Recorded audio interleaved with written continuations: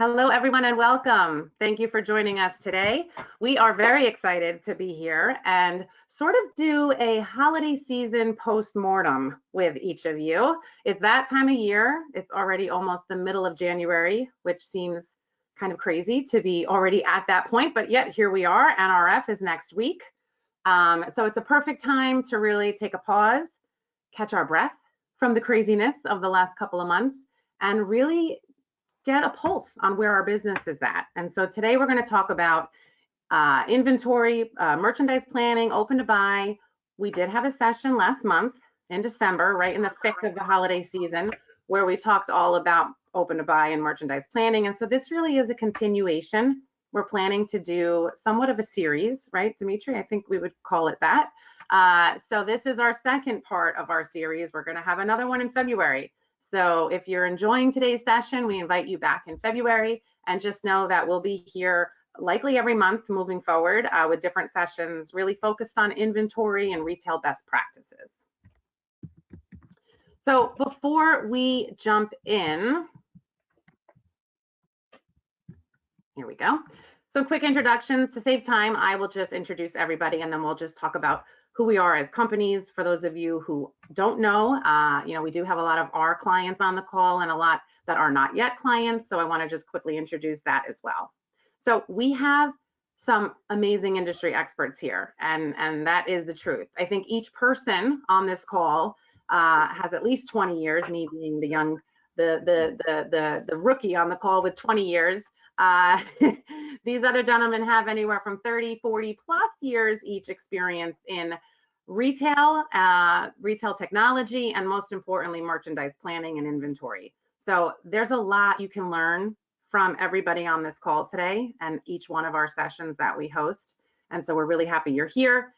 Starting with Jeff Sward, founding partner from Merchandising Metrics. So thank you, Jeff, for joining us, our first webinar together. So I'm excited about that. And Dmitry, CEO of Ant USA, as well as Jeff Dillon, Director of Operations, also from Ant USA. And then Greg Cheyenne, one of our senior sales reps here at Celerant Technology. And my name is Michelle Salerno. I'm the Chief Growth Officer here at Celerant. So we have a lot of our Celerant retailers on today's session. So thank you all for joining. You'll know most of this slide, but for those of you who don't know who we are at Celerant, we are a retail software provider, really for in-store, online, all-in-one system. And we go beyond even retail software. It's not just point of sale or ERP or inventory, not just e-commerce or mobile apps. It's also digital marketing. So we offer email marketing platforms, we offer SEO services, and it's all connected. It all goes back to the data being connected on a unified system, working with one technology provider. We've got 7 offices all over, some international. We have over 220 team members. We have about 2,000 retailers who use our software. They cross many retail markets. It's interesting too how many different markets we have on today's call, and 25 plus years experience. So we just celebrated our 25th anniversary in October, and I'm with Celerant now about 20 years. We have 2 systems that we offer the market, the 2 logos on the bottom there. Cumulus Retail is our lighter, more cost-effective solution. Stratus Enterprise is our more advanced enterprise solution.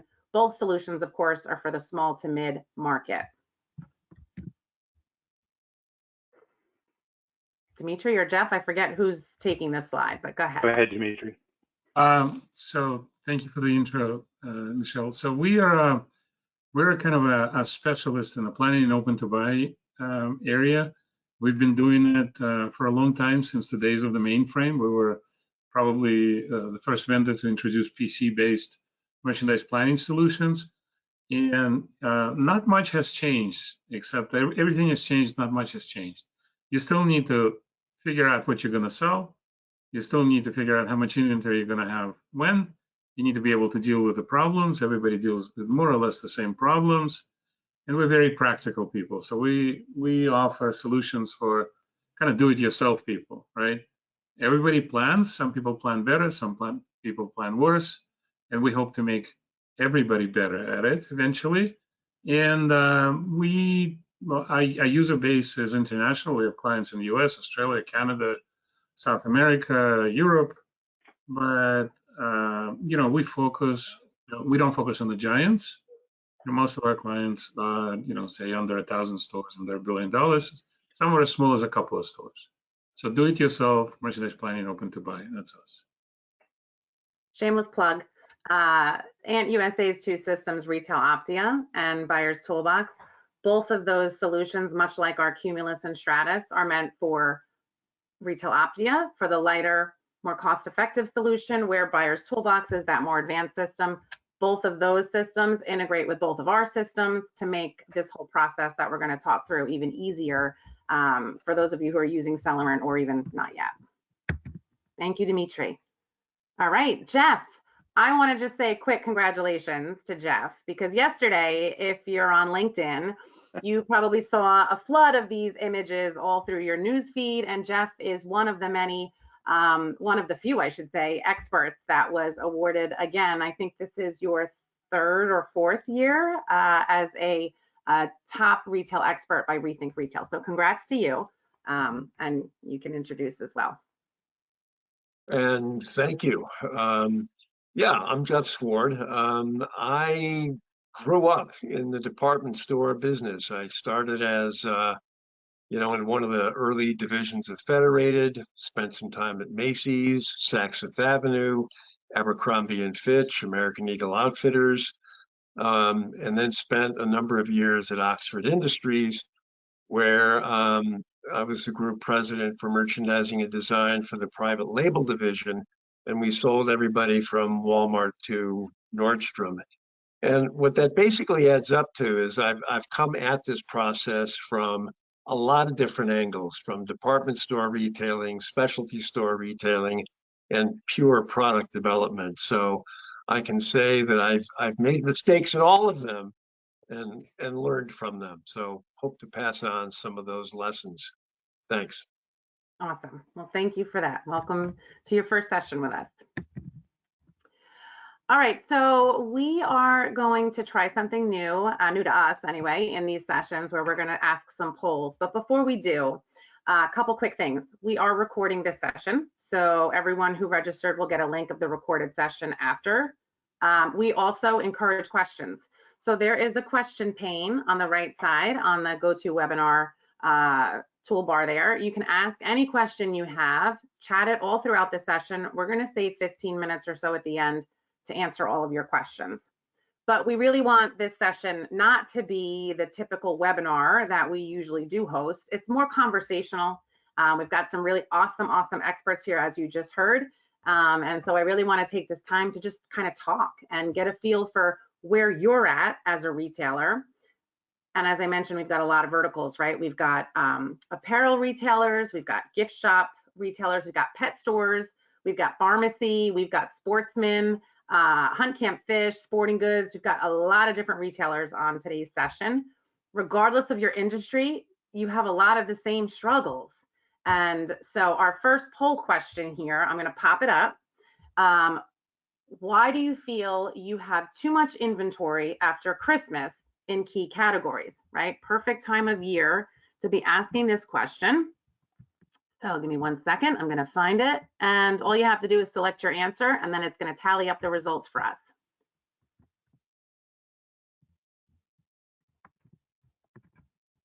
And launch. Okay, you guys should see the poll. So we've got a couple of answers here. Again, the question is, why do you feel you have too much inventory after Christmas in key categories? To be safe, I bought too much. I overestimated what I would need. I don't forecast when buying. My buyer thought these products would sell faster. Or my current inventory levels are perfect. I'm a rock star. And if so, this session may not apply to you. No, I'm just kidding. So we've got about a couple more seconds here. We got quite a few votes coming in. And this is cool. I don't think you guys can you guys see the answers yet? No, right? Not until I publish it. But I can see so far. All right, I think, so only 60% of our audience voted. So if you're there, I encourage you, participate, click whichever option is best suited for you. It's gonna only help us with the results here.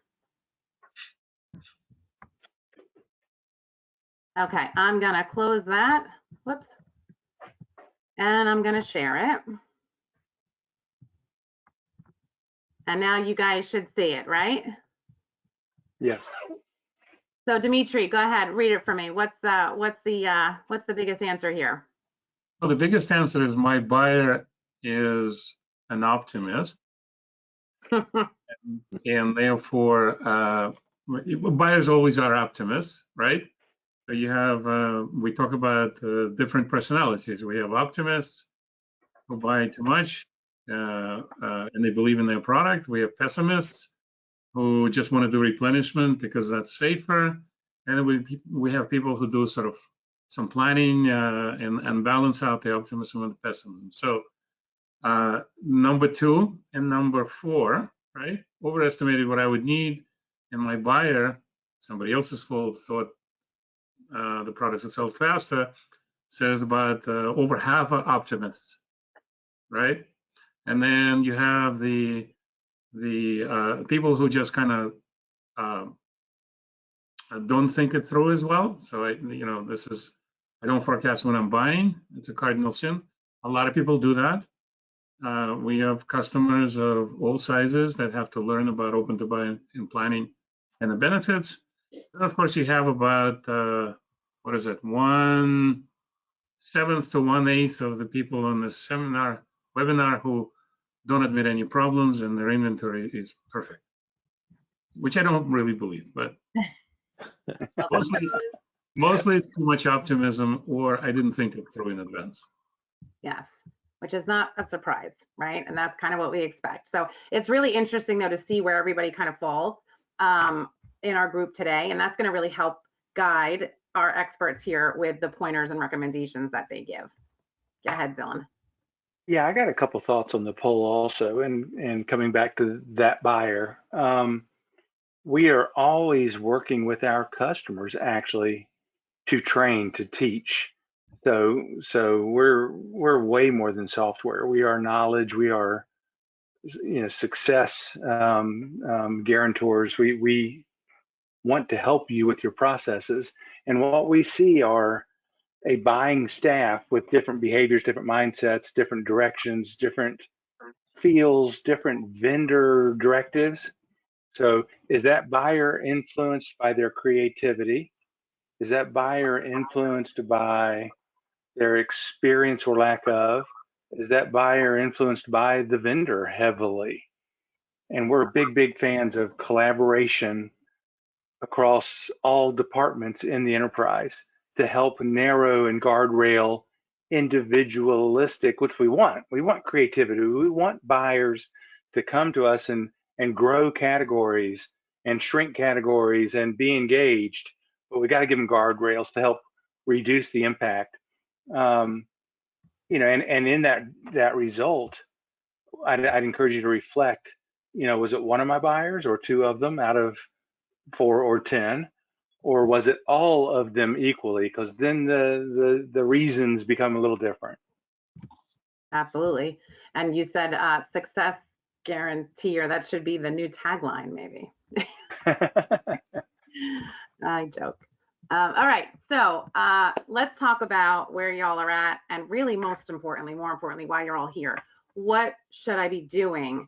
And if I have too much inventory, putting those rock stars aside just for a second, but for everybody else who has too much merchandise that they're sitting on now, what's the best next steps and how can I really move forward from here? So Jeff, I'm going to let you sort of take the lead on this one. Yeah, I think now is really the perfect time to be having this conversation, because we're at that moment where we've got all this data in inventory in front of us, and we're also at that moment where we're deep in the throes of planning the OpentoBuy for the coming year. So there's a lot of lessons to be learned immediately that immediately have to be applied to the go forward scenario. You know, the page here talks about taking timely markdowns. You know, a retailer now knows if they own too much inventory, they've got to go back and re-examine what was the timing of their markdowns on slow sellers. They should have been earlier and deeper on the things that they still own that they ideally wouldn't want to own. You know, certainly cancel any past due on order that you don't want to hold going forward. And you've got some decisions to make about, is there product that can go into a pack and hold scenario? That's going to be on the more basic end of it. And there's going to be other inventory that is certainly going to be obsolete. You're not going to want to hang on to it. And that's now going to take some really expensive markdowns to clear. And, you know, another lesson is either today or, again, kind of looking backwards, would some inventory movement between locations have been useful a week ago or a month ago? This all has to get cranked into how the open-to-buy is created today for the forward season. So it's a whole lot of learning to do now based on the recent history, and it got to get cranked into the go forward scenario.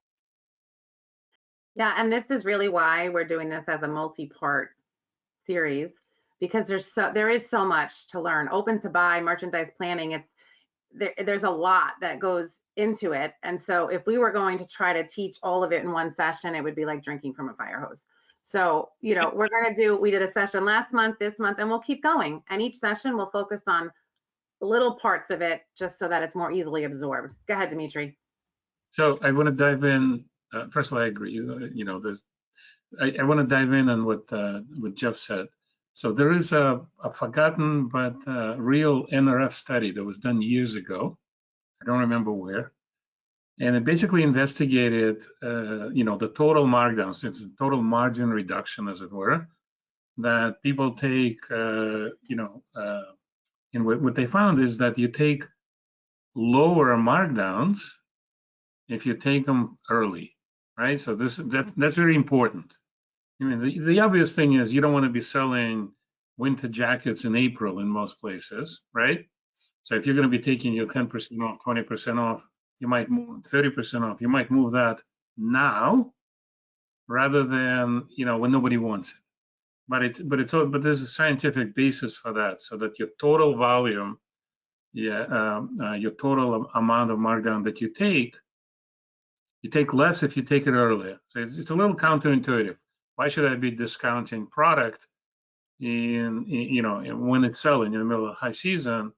But the reality is, if you can identify sell-through, and you know, Celerant has, you know, excellent reports, and you know, our software does as well. But as long as you're monitoring your performance and you start to see danger signs, you got to think about reacting quicker than your intuition would allow. That's one. And the second part I'm going to say is, and we see this all the time, you know, a planning system or open-to-buy or any kind of solution relies on data from the merchandising system, in this case, Celerant. And when people look at their commitment to the vendor on order, right? I've paid for it, or I promised to pay for it, it's coming in. There's a ton of stuff now that never came in on time. And one of the very easiest way to conserve cash and to deal with inventory is go back and look at what's past due now, and ruthlessly decide whether you really want it now, whether you really want to hold on to it, you know, through the end of the season. So when we implement a new client, that's frankly often one of the first things we say is like, let's take a look at what you were supposed to get in October, November, December, and unless it's product that you're just dying to get, see if you can prevent it from coming in, right? Or unless it's already prepaid, and so on and so forth. So those are the two things I wanted to mention. They're not necessarily obvious. People leave a lot of money on the table by either marking down past the season or simply passively taking in the product when you don't need it anymore. Okay. Yep. Dylan, anything to add there? I think we're going to get into it more, but that just brings up vendor management and in-season reacting and in-season analysis, and we'll get to that more here in a little bit. Absolutely. Well, this is an image that actually Jeff Sward sent my way that I really liked. So we put it here on the deck because it just visually really helps to show the different teams and the different ways that people think and act and make decisions. And, you know, really, regardless of which side you sit, y'all have to work together, right? And decisions need to be made with a nice balance of both. Can't make decisions completely based on passion or enthusiasm or, you know, creative souls, right? There needs to be a balance of both. So this was just, I thought, a really great image to kind of show the two very different teams that ultimately need to work together when making these decisions. Another poll question. So this one, did you miss sales by not having enough inventory? Pretty easy question, right? So let me go there and I'm gonna select it. Give me 1 second here. Whoops. Okay, hold on, I'm sorry. Okay, here it is. Did you miss sales? And I'm gonna launch it. So you guys should see it now. The answers are pretty straightforward. Yes, yes, I know I missed sales by not having enough merchandise. No, I know I did not miss sales. Or maybe, I'm not really sure. Lots of responses coming through. Awesome. Keep them coming. We'll give it a few more seconds. Yes, no, maybe. We already got 80% voted. That's probably good enough. All right, so let's close it. And let's share it. Go ahead, Jeff. You want to read through this one for me? Sure. Wow, 60% missed sales by not having enough inventory. No at 15 and maybe not sure at 25. You know, actually, I see the healthy part of this in that if you're, well, actually, I guess the question becomes, more people said that they had too much inventory on the first poll, but they also missed business by not having enough inventory. So this really begs the question of now drilling into the details about what really happened, because it turns out it's all of the above. Too much of what you don't want to own right now, but didn't have enough bestsellers in the course of the season. That becomes a really interesting conversation. Yep. All right, give me 1 second here. I just have to share my screen again. Okay. Yes, exactly. So too much, but not enough of the right stuff. So let's dig into this a little bit deeper. So Dmitry, you're going to walk us through this slide. So a lot, you know, people think about their business in a couple of different ways. A lot of people just think about it overall, the department, class, a general volume, or, you know, a big vendor. And, you know, obviously all the businesses are built at the, you know, bottom up, right? So, you know, this item is doing well, this style is not doing well, and so on and so forth. We find that a lot of efficiency or inefficiency is found in category level management, right? So if you're looking at the department and you drill down into classes, you often see that some classes are doing great, some classes are doing worse. Some classes may be running out of inventory, and you can predict with a kind of a plan by months or by quarter, sales and inventory and receipts, which ones are going to be too low. So a lot of scenarios where people run out of inventory while having too much inventory is exactly that. They don't get into the detail. The detail, funny enough, is not necessarily at an item level. It's just a lot of items, and people get lost in, you know, the bigger picture gets lost. So this general definition of plan better in this case is think of classes, departments, even competing vendors as competing interlocking categories. So, you know, a total company plan is not enough, because then the buyers just do whatever they want to do, and they're optimists. And an item level projection is important, critical in some cases, especially for key items. But really, the meat in the sandwich, for those of us who are not vegetarians, is in sort of this department class breakdown, the mix, you know, the inventory versus sales percentages and so on and so forth. So that's one. Causes. Now there are often lots of operational causes, and you know, maybe Greg or Jeff Dillon can speak to operational causes, but you know, I can tell you that everybody makes the same mistakes from the planning perspective, and there are only 7 or 8 classic classic problems in terms of receipt timing and so on and so forth that we can get into in future conversations. But trust me that I worked with a $1 billion company and a $10 million company and a 5 million and 500 million, and they're all doing the same thing, just a different volume. And across all markets too, right? Doesn't really matter the market either. And across all markets. And you know, the last part is, you know, we're all computer people, right? So the numbers, you know, you typically have the numbers, but you don't have time to think about them, right? So if you're chasing 1,000 different item detail reports, you might be missing the bigger picture, and you need timeliness is in some sense more important than precision, especially when you're looking at high season. And then the final thing is, you know, sometimes you want to run out of inventory. Sometimes you want to, you know, make the customer regret that they didn't buy on time. And sometimes you might, you know, decide that that size 13 double wide boot isn't worth selling if you have to carry another 12 pairs of odd sizes forever, right? Because if you sell that size 13, you may not sell, you know, 12 and a half in the future. So it's a very common duality: too much of something, not enough of other stuff, and it usually, you know, like I said, you know, goes back to a few key bad habits.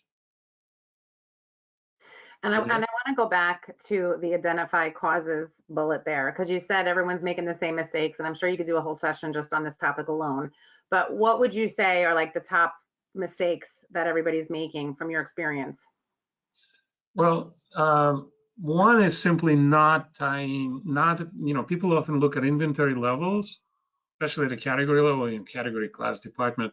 If you're, you know, and there's classic category management that where you supply the customer with kind of a topic across multiple classes of departments, but they don't tie their inventory levels to sales, right? So we think about inventory expressed in weeks of supply, or turn, or sell-through, you know, based on the sales, right? Not the fact that it's 10,000 or 10 million, but is it 10,000 to sell 100, or is it 10,000 to sell 100,000, right?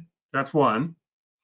And that's a big topic by itself, and you know, more than one conversation. But think about identifying levels of sufficient levels of inventory as related to sales. That's one.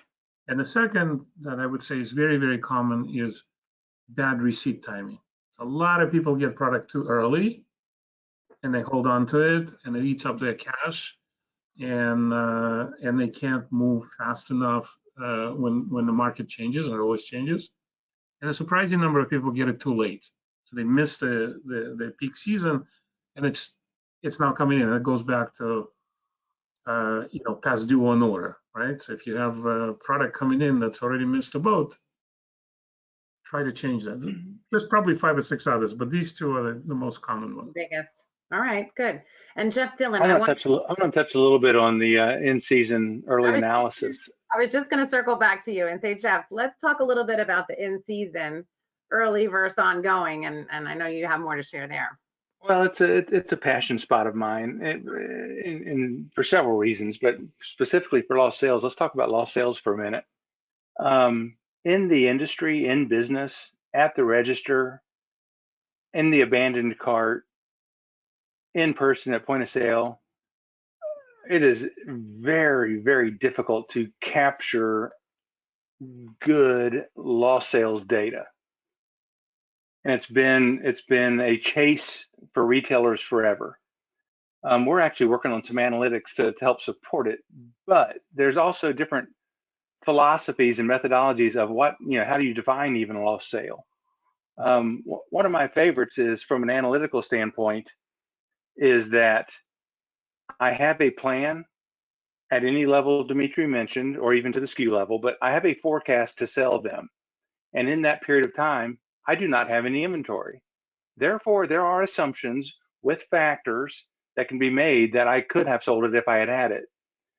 So capturing lost sales, A, but in season, when we're 30% through and I have this hot new item and I'm out of it, at the very least, manually capture then what I could have done if I had had it.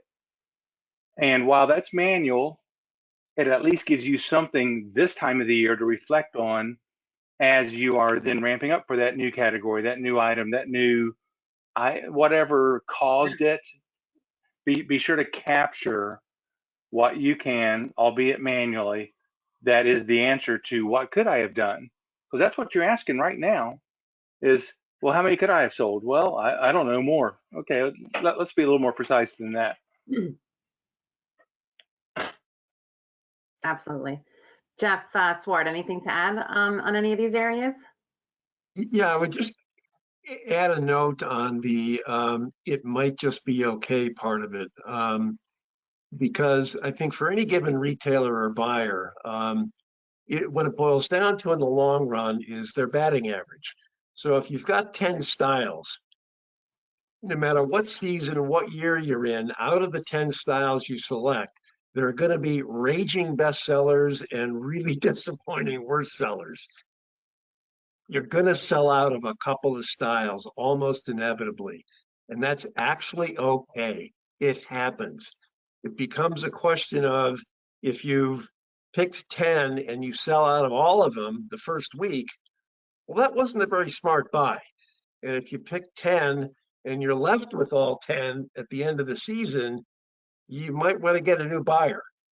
But if your assortment ends up looking like some kind of bell-shaped curve where out of 10, you got a couple of things you sold out of and a couple of things you're stuck with, but the great bulk of your buy sold through as you anticipated it did, you probably did a pretty good job.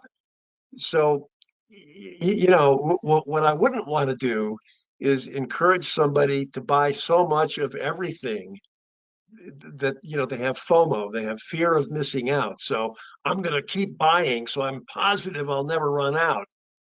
That gets really expensive. Yeah.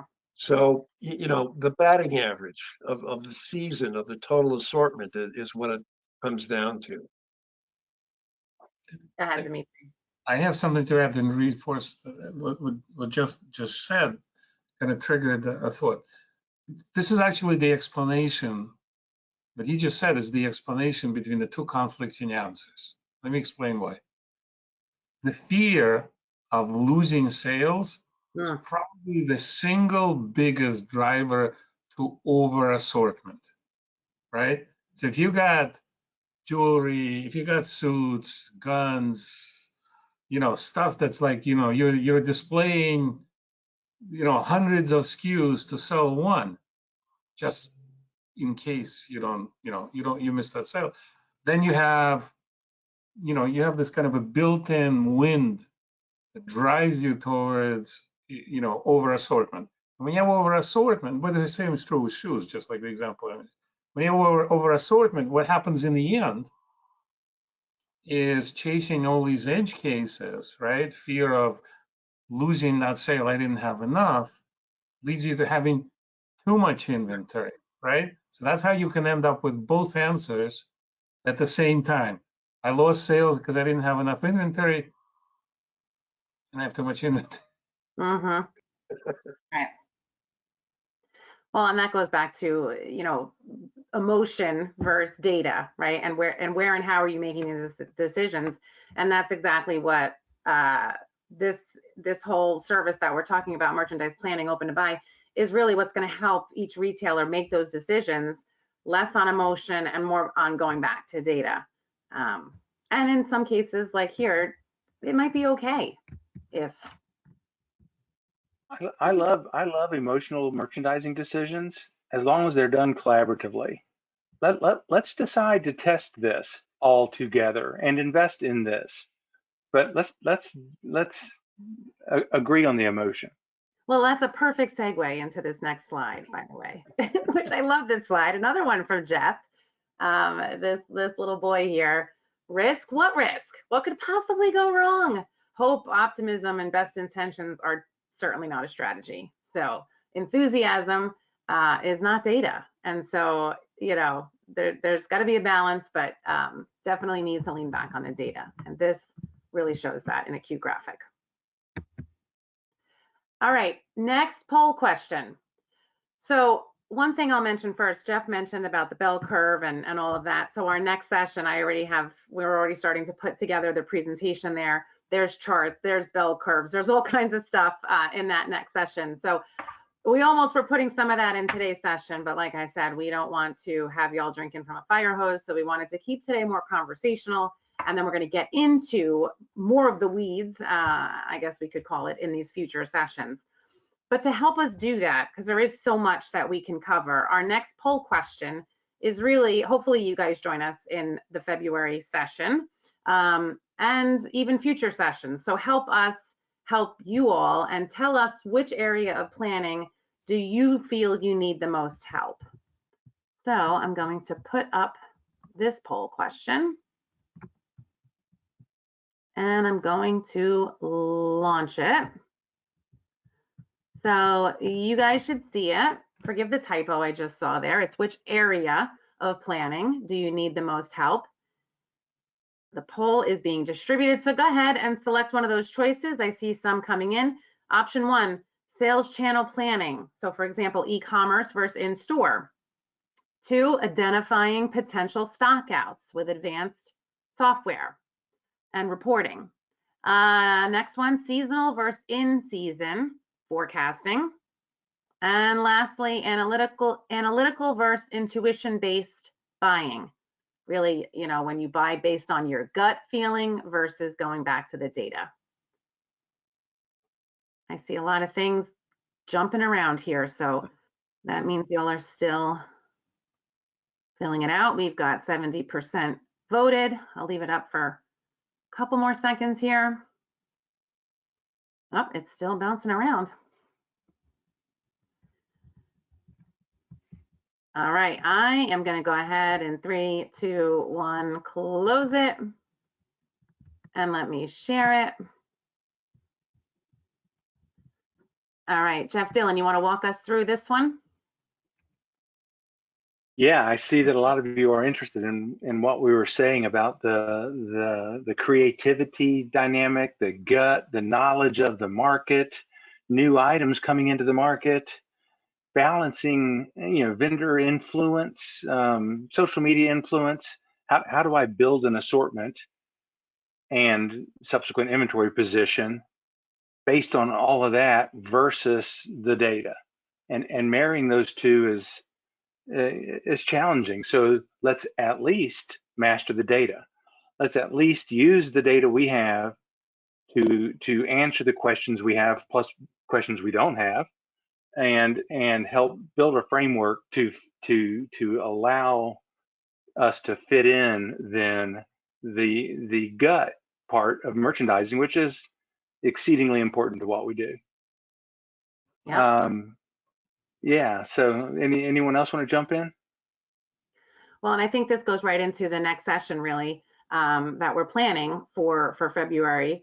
And then also, the second most selected option, that 32% there, identifying stockouts with advanced reporting, that really, will go hand in hand with a future session also that we'll host, where we'll talk more about our Celerant software, but not even just Celerant software, your retail software, whichever platform you're using, and how you can really leverage that to help with your open to buy merchandise planning, and how the two, hopefully integrated, hopefully connected, but can really help you save time and streamline the process. So good. All right, so Jeff. Yes. I'm going to leave this slide to you.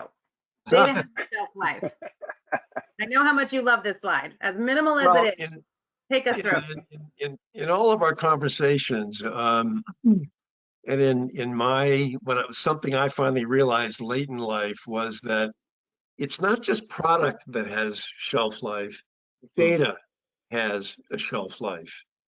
And I come at that conclusion from a lot of different angles, but you know, when a retailer is sitting here in January with recent data and they're planning 6 to 9 to 12 months out, there's only so much of the data that exists today that can be applied perfectly to the forward, you know, scenario. So you immediately get into a situation where in the open to buy, part of it can be very data driven and part of it is going to be gut driven, guesswork driven. And it becomes a function of how do you put together an open to buy that understands the data driven part of it, but also puts the right kind of boundaries and guardrails to Dylan's earlier point on the part that you're going to be guessing about, because there's all new product that you're going to be buying. So understanding that data is a wonderful, beautiful thing, but it can't drive perfectly every decision that has to be made about forward planning. You know, we've got to understand that there's wiggle room that has to go into the open to buy, but the open to buy is still all about boundaries. And how do you build in the flexibility that demands?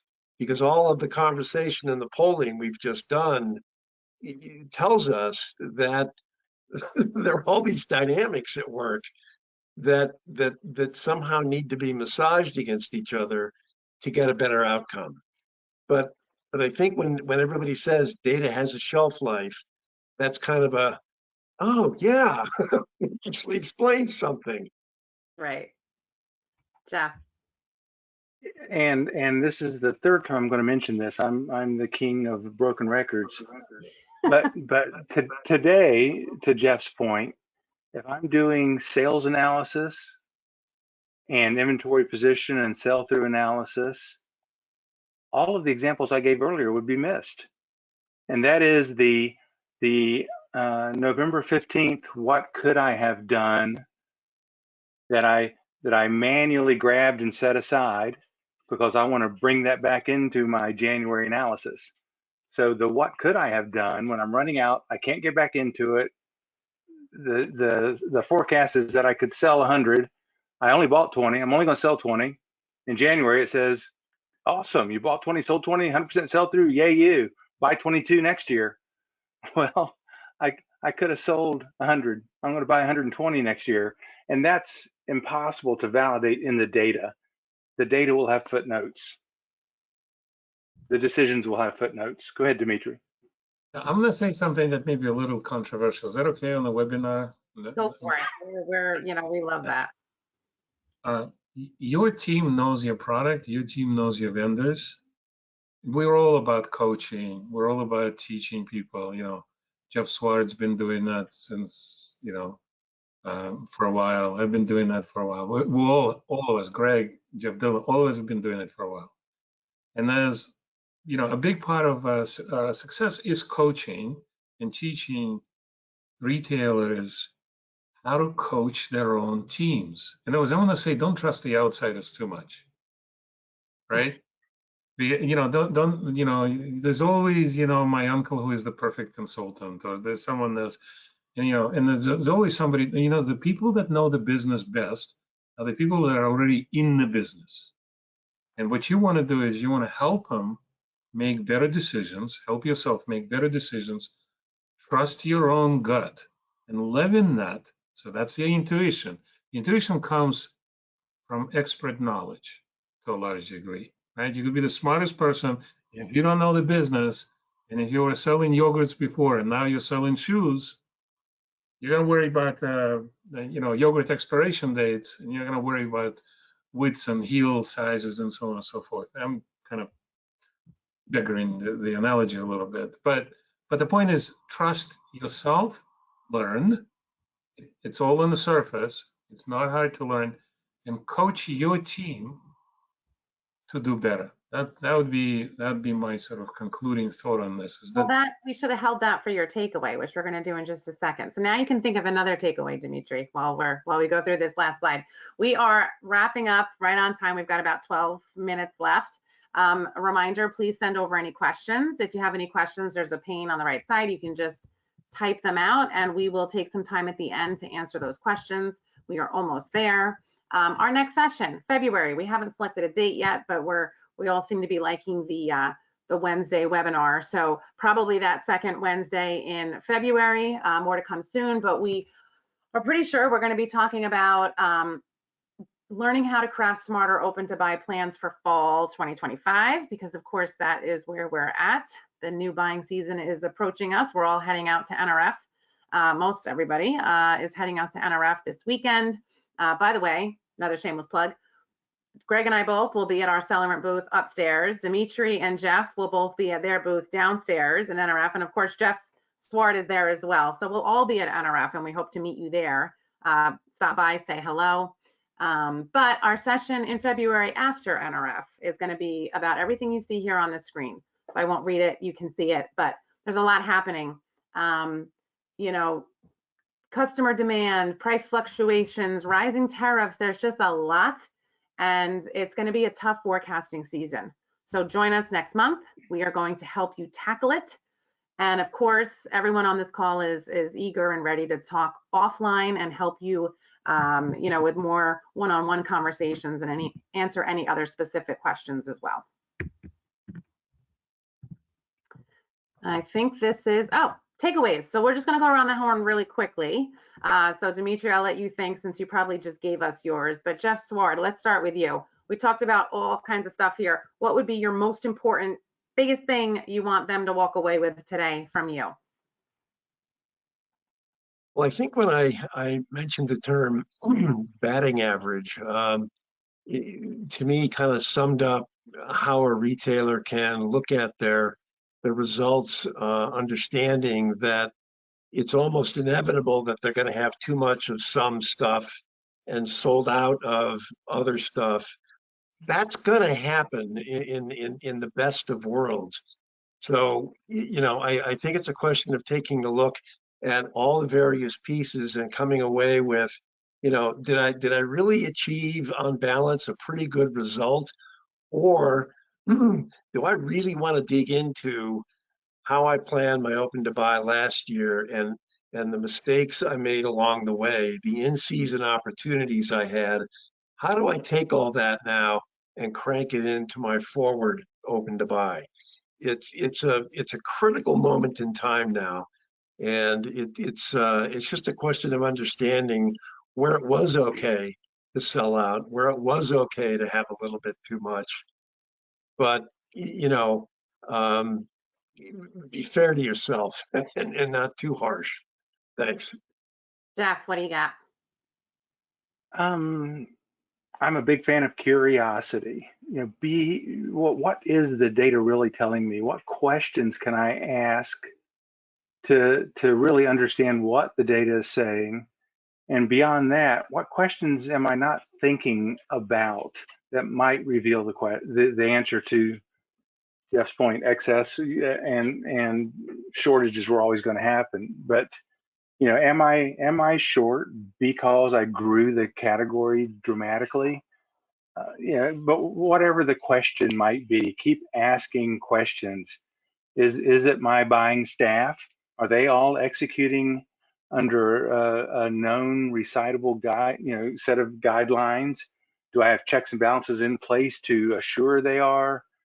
Ask questions, be curious, and then let the data and notes and the qualified staff that Dmitry mentioned help get to the answer. Well, that all sounds easy enough, Jeff. No, I'm kidding. Greg, what do you got? Well, my biggest takeaway is, there's seeing this and hearing people speak, there's expert help available for you retailers that are out there that can help, guide you and hone your business. And I think the series is a real positive thing. You can come join, learn things. And then if you need to, you could reach out to some of these people and they're probably more than willing to help you out. Awesome. Dmitry, wrap us up with your final takeaway. So I will say this: if you want to increase your turn, always think about your inventory levels in terms of the sales that are to follow. Historical inventory levels in terms of the sales that happen thereafter, and future inventory sales in terms of the sales that are going to happen after you bring it all in. You will lower your stockouts, so they miss fewer sales, and you will avoid overbuying for those categories where you're too heavy. That's the simplest mantra. Always think of inventory in terms of the follow-on sales. Awesome. And mine is always the same, usually on these sessions. It starts small. I think a lot of this may feel overwhelming. We at Celerant, we have a whole mix of retailers, right? I already mentioned the verticals, but also just in terms of size.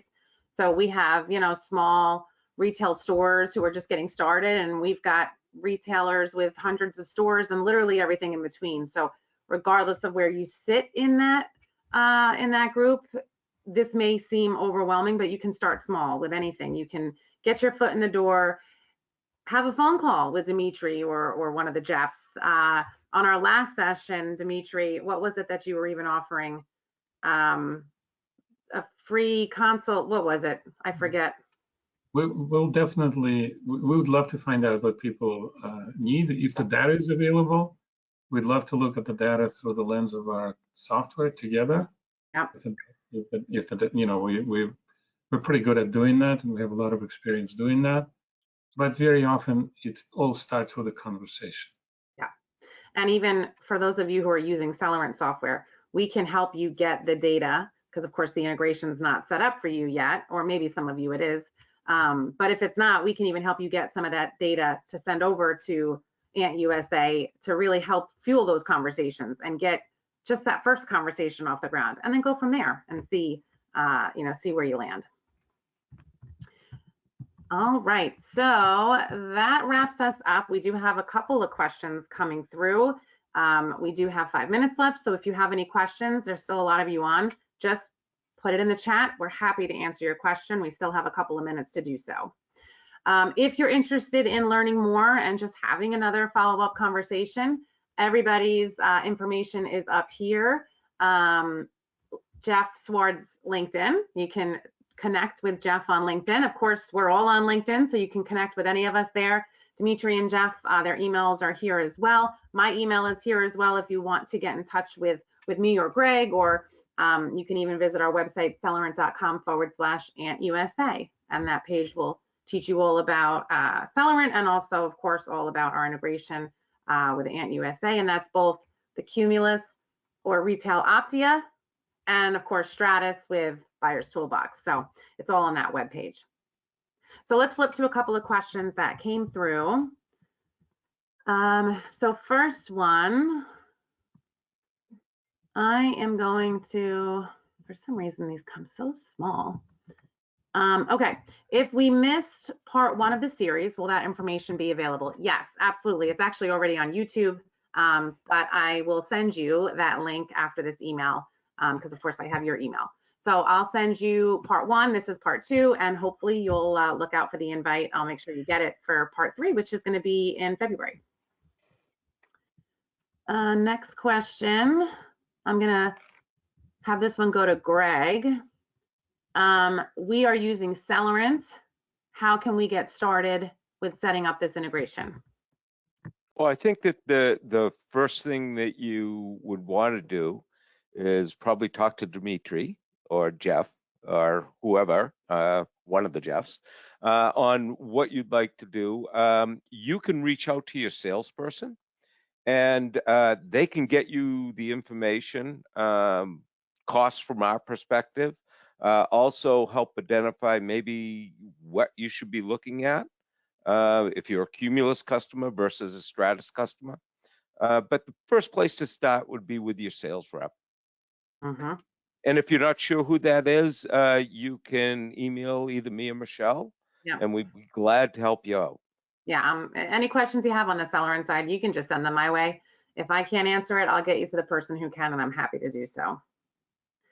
Next question. How much? This is always the number one question. How much does the service cost? Dmitry, I'll let you answer that one. Well, how big is an animal? Is it a chicken or an elephant? Well, it doesn't say. So we have two, both Celerant and Ant USA, we have two solutions, right? So the lighter, more cost-effective solution is called Retail Optia. That's actually a brand new solution, brand new integration that we have now also through Celerant. Even Stratus customers, by the way, can take advantage of that. And then the other solution is called Buyer's Toolbox, the more advanced enterprise solution. And naturally, that's what a lot of our Stratus clients are using, but we have integrations now to both. But on your side, Dmitry. So we do sort of offer it from something as simple as a couple $100 a month for a starter package for a small installation to, several $1,000s a month for a chain with, several hundred stores, anything in between. So my question was only partly facetious. Talk to us, right? We'll tell you. We're not about, we'll tell you the numbers. We need to basically figure out what you need, and then we can figure out what it is, but not to be too shameless about it, but the return on investment on better planning, whether you do it in spreadsheets or in our software tied to Celerant, which is a much better way of doing it, or even if you're paying a consultant, the return on investment is crazy. 10 to 1, 100 to 1. In other words, we don't think of it, believe it or not, as a cost. We think of it as an opportunity to make money, and often in the very first training sessions, you derive enough benefit that it could pay for, I don't know, 10 years of our service. Returns are crazy. And that's because people leave a lot of money on the table not doing the obvious things. So talk to us and we will tell you. Yep. And also, for any of you that are Celerant retailers, we have our annual client conference. The Cumulus one is in the fall. It's always virtual. That passed. But our client conference is coming up in May, and it's going to be in West Palm Beach in Florida. And Dmitry and Jeff, y'all are coming to that, and we will definitely have sessions, probably even a group session for the whole event on just merchandise planning and everything that we talked about here, and then some, and really some deep dive workshops and stuff too. So it's a great opportunity to learn more. Of course, that's not until May. Next question is, will there be a seminar on the advanced reporting through Stratus anytime soon? Yes, I love that, absolutely. We do webinars, usually 3 or 4 a year, but this has been going pretty well, and we've got quite a few retailers joining. So I think we're going to start doing this every month and have a different topic every month. So next month is going to be on the topic we were talking about, but probably that next month, we can definitely do a really awesome session on advanced reporting. I already was planning on doing a session for Stratus Analytics, which is an add-on like data warehousing, really intuitive reporting module that we have for Stratus. So look for that. We'll put the links, the registration links via email, but also in our client newsletters. So if you're a Celerant client, you'll get all that. You'll see that. And that wraps us up. We're 1 minute over. So thank you all for joining. Again, we'll all be at NRF next week. If you're going to be there, stop by and say hello. Jeff, Dmitry, Greg, thank you guys so much. Thank you. Bye. Bye, all. Cheers. Bye-bye.